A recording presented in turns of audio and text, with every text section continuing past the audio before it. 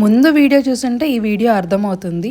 నేను ఆ రోజు స్పెషల్ డే అని చెప్పి మా హస్బెండ్ నన్ను గుడి మల్కాపూర్ తీసుకెళ్ళాడు ఫ్లవర్స్ ఇప్పించడానికి. సో ఆ ఫ్లవర్స్ అన్నీ అరేంజ్ చేయడానికి అయితే కూర్చున్నా.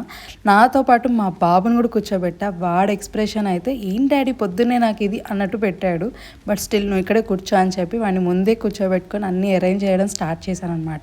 ఇలా నేను ఫ్లవర్స్ అరేంజ్ చేస్తూ రియలైజ్ అయింది ఏంటి అంటే, అక్కడ అన్ని ఫ్రెష్ ఫ్లవర్స్ అనే అమ్ముతారు. బట్ మనం ఎలా తీసుకోవాలి అంటే, ఫ్లవర్స్ బయట వాటర్లో కాకుండా బయట ఉంటే అవి ఫ్రెష్, వాటర్లో ఉంటే డెఫినెట్గా ఫ్రెష్ కాదు. అంటే 2 days బ్యాక్వి 1 day బ్యాక్వి అయి ఉంటాయి. సో అవి ప్రిఫర్ చేయకండి. అండ్ వాటర్లో షుగర్ వేస్తే చాలా రోజులు ఫ్రెష్గా ఉంటాయి అని వింటాం. బట్ అవి అన్ని ఫ్లవర్స్కి వర్క్ అవ్వవు, కొన్ని ఫ్లవర్స్కే వర్క్ అవుతాయి. అండ్ 2 daysకి ఒకసారన్నా వాటర్ చేంజ్ చేస్తే అట్లీస్ట్ 1 week అయితే ఫ్లవర్స్ ఉంటాయి అన్నమాట.